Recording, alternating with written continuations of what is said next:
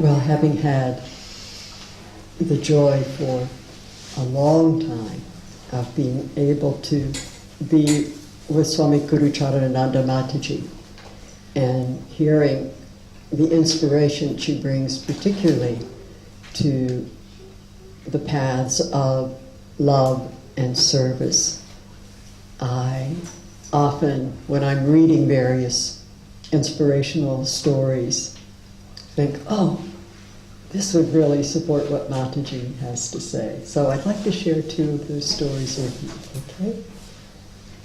Once upon a time, in a land far, far away, there lived a very successful, prosperous businessman.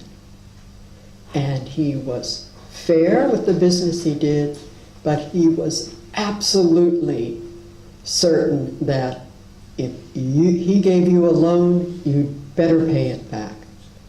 And if not, he would up the interest. And if you couldn't meet those payments, he would tell his advisors, throw them into jail.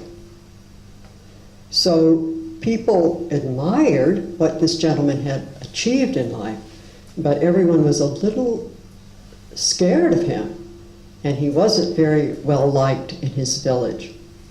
But he didn't care. He wanted to succeed. So when he, after many, many years, he attained to a certain level of success, he said, okay, I have achieved everything I wanted to do in my career. I'm getting older now, so I think it's time for me to seek spiritually. So I hear there's some Swami at an ashram who's supposed to be a little wise, so I'm going to go and learn yoga from that Swami so I can have that full realization. So I've had a successful material life, now I want a successful spiritual life.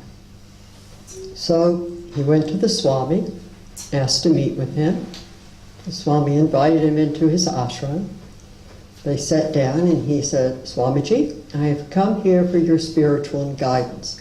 I want to attain in this very lifetime that fullest enlightenment, and I want you to instruct me how to do that.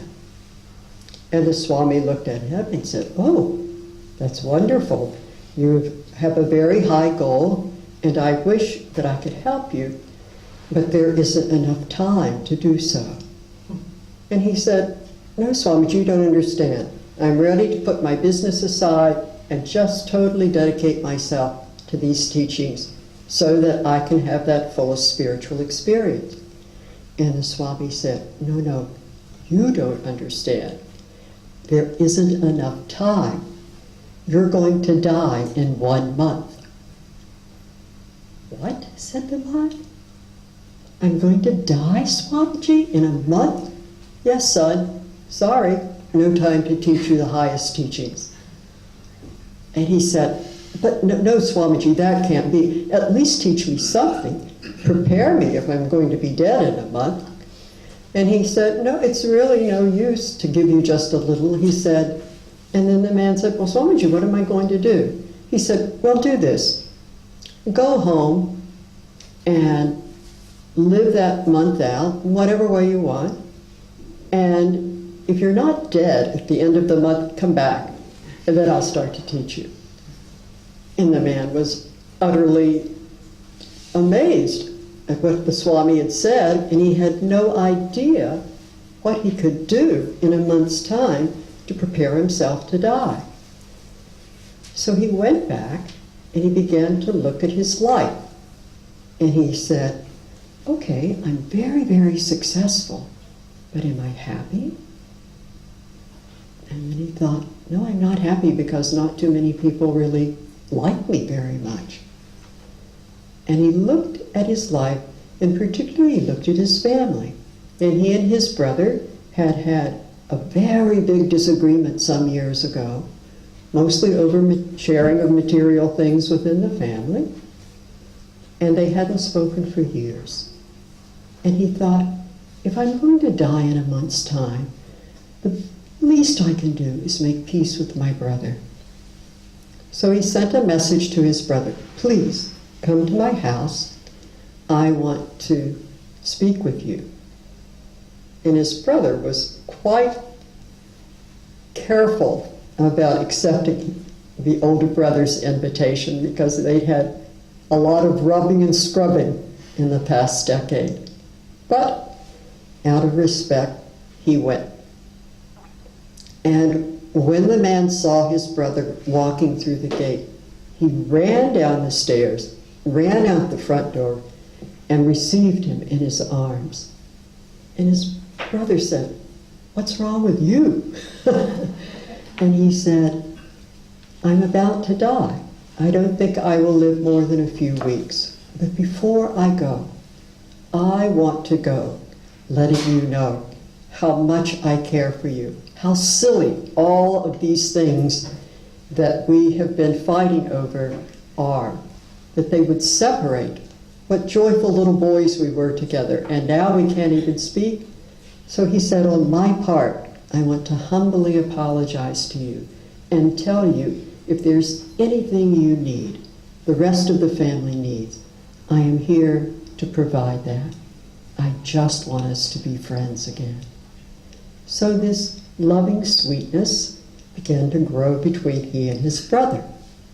And then he thought, well, why should that happen just between my brother? All of the people in my village are my brothers and my sisters. So he started going around and talking to those who were in areas of service and finding out who are the people in the village that are in need. What people need help with their health care, what people need help with education. What can I do to uplift my village? And the various officials told them of families that were in great need. And he went to their door and said, "Please, I want to give to you anything that might enrich your family. I have an abundance. Please allow me to give." And the people were amazed. And he not only gave it, but he gave it with absolute joy, with a loving look in his eye, and with gladness in his heart. And that made their receptivity of the gift even more meaningful. So as the days went on, people began to write up in the newspaper the lovely things that this gentleman was giving. And word got out, and when he would go in the morning to have a little cup of coffee, all the villagers would come out and pay their respects to him and speak so lovingly and sweetly of him. And this is the way his days passed. And then all of a sudden he realized this was his last day on earth. This is the day that the Swami said that he would pass. And he thought, okay, if that has to happen, I'm ready now. And so he went in, he laid down, he called his servants in, and he said, "One more thing, go and check my books. If there's anyone that owes anything to me, forgive their debt completely." Now, he said, open up all the doors and all the windows, because the Lord of Death should know I'm not resisting. I'm totally ready to receive him. So he closed his eyes, and off he went. And when he opened his eyes, there he was, still in the same room. And he looked down and he went, "Oh no, I'm not dead. Well, how can that be? The Swami told me that I would be dead in a month. Swamis don't lie. What's going on?" And then he remembered, oh, he did say that if I didn't die within a month, I could come back and then he would give me the greatest teaching. So he called his servants, and by that time he was quite weak, and he had them carry him to the Swami. And he arrived and he went to his hut, and he said, "Swamiji, I didn't die." The Swami said, "You didn't? Okay, you can stay here at the ashram. Stay for 2 days. Probably then you'll die. If not, then I'll give you the highest teaching." So he said, okay. So he went into a simple little room at the ashram, laid down, saw that there were a few things he could do in the room to be of service, did the little straightening and cleaning, and prepared for death. And again, 2 days passed, he closed the eyes, opened his heart, made himself ready, woke up the next day, there he was in the hut. So he said, I don't understand this. He went to the Swamiji and he said, please, please, Swamiji, tell me, what is going on? You told me that if I didn't die, you would give me the highest teachings. So you have to give them to me now. And he said, son, I've already given them to you. He said, what? You didn't teach me anything from the Vedas or the Bible or the Quran or any of the Upanishads, none of the great teachings. You haven't given them to me, Swamiji. Oh, said the Swami. Tell me, in the last month of your life, what was your life like? And he said, well, Swamiji, it was the happiest it's ever been. And why? I don't know, because I didn't think of myself once. I just thought of all the people that I lived with, that I loved, that I could be service to. He said, and how did those people used to treat you before this month? He said, well, with a lot of disdain. They weren't very, very happy to see me when I walked down the street. And how did they treat you by the end of the month? Well, Swamiji, they actually honored my name. They printed my generosity in the newspaper, and they would come to my house and want to do things for me and sit with me when I would go to the cafes and enjoy some coffee. So what have you learned in that experience? I said, well, Swamiji, I realized that if you share and care and love and give, then you become more peaceful, more joyful. And he said, and that, my son, is the fruit of all spiritual practice. So, having attained that through a life of selflessness, you don't have to do any more. Go back to your village, continue to live your life like that. And when your soul leaves this body, it will leave with the highest teaching. And so that's what he did.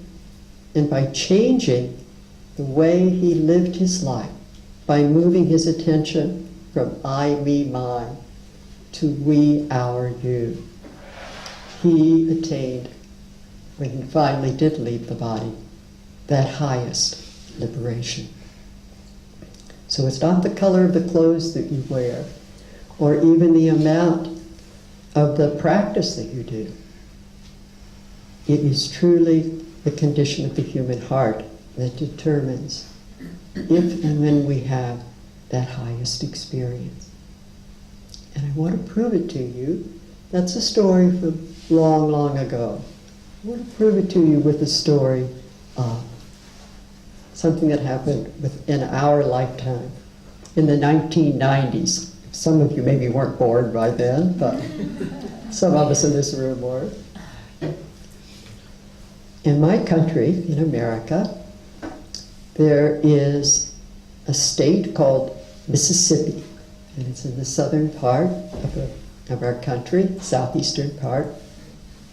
And in the state of Mississippi, there's a little town called Hattiesburg, Mississippi. And in Hattiesburg, Mississippi, there is the University of Southern Mississippi. And in that little town, there lived a woman, and her profession was that of a washerwoman. She brought in money washing and ironing clothes. And she used to wash the clothes out in a big metal kettle in her yard and built a fire under it. And she would watch as she was doing her day's work. The children, some of them going to school, others just sort of standing around, not much to do. And she thought, what can I do for the children? And so she said, when I started my work, she was in the 6th grade. She dropped out of elementary school to start doing this work because her auntie, who did it, had gotten ill. And she was the only person who lived with her auntie. So she stopped. She learned how to do the washing and ironing at the age of a 6th grader. And she said, I only charged $1 to $1.50 to $2 a bundle in those days. But she said, as I got better, I took the price up to $10 a bundle after a number of years. And she said, when I started making $10 a bundle, I took a little bit out and I put it in savings, and I never touched it. And it just stayed there, and it accumulated. So when she was in her 80s, she went to the bank and asked for her savings. And they gave her the $150,000 that had accumulated over those decades of washing and ironing. And she took that money to the University of Southern Mississippi, and she placed it in an irrevocable trust so that some needy young person could have a better education. And when word, all of the people at the university knew Miss Hattie, and they said, this woman has nothing. She's given her whole life savings. And so the people in the university said, if she can give that much, well, this department can give something, and this individual can give something. And the word got out through the whole town, and they raised an additional $330,000. So they had a funding for education of nearly $500,000. It didn't stop there. Some of you may have heard of the great TV news mogul Ted Turner. When he heard what she did, he said, oh my goodness, if that little lady can give all she's got, I can give $1 billion to the United Nations for world health and population. And he did. Her example inspired him to give $1 billion to the United Nations. And as word went out from her town and out of her state and went across the country, the President of the United States, at that time, William Clinton, gave her the highest civilian honor, the Medal of Freedom. And that wasn't enough. Harvard University gave her an honorary degree. And on top of that, at that time, the Olympic Games were being hosted in the city of Atlanta. And they brought the Olympic torch and let her carry it a few feet. So here's a little lady who only left her hometown once, because she was flown to Good Morning America in New York City to be interviewed. She never owned a car. She never married. She made her fortune $1 at a time. And she gave this fortune away to strangers whom she would never see. Miss McCarty had an illness which took her life shortly after the giving of the money. She never saw the person that she gave the money to. And when she was being interviewed by a reporter from the New York Times, he said, ma'am, why'd you do that? And she said, well, son, I keep hearing people are short of self-esteem these days. She said, it seems pretty basic to me. If you want to be proud of yourself, you must do things that make you proud. So she said, I just did what I possibly could do. And I realized I can't take care of everybody, but I can make this a better world for somebody. And what I can do, I will do. So those two people show us the power of selfless service, show us the joy that can be experienced in this very lifetime by taking whether it's a little bit that we have or a large amount that we have, and using it in a way that feels right to us. In the Bhagavad Gita, it says, when you give, you should give to someone that it feels right to you in that moment to give to that person.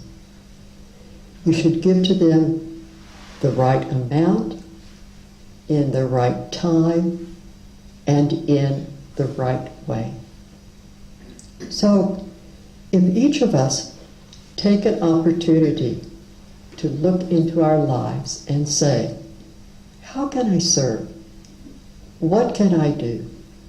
First, give to the family.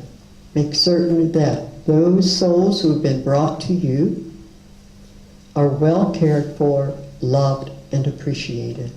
And it's our job to do our very best to make those in our family number one in whatever calling they may have in this world. Then, when the family is well established, give to the community. And when the community is thriving, then we can make a better world. And one of the best ways we can give is the work that we do on ourselves. That's the greatness of being able to learn Hatha Yoga. It prepares the body to be strong. And then the practice of meditation. That enables us to calm the mind. We will never realize our true self through our minds. So the mind needs to be calm and clear and well disciplined. And that's much easier to do when the body is healthy and balanced. And then when we're in that state, we transcend both. And we have that highest experience. So stay steady in your practices, whatever they may be. Go deep. Know that you're something far more than the mind and the body. And you will experience that beautiful quality of a spiritual life when you have that healthy body, focused mind, and loving heart. No doubt.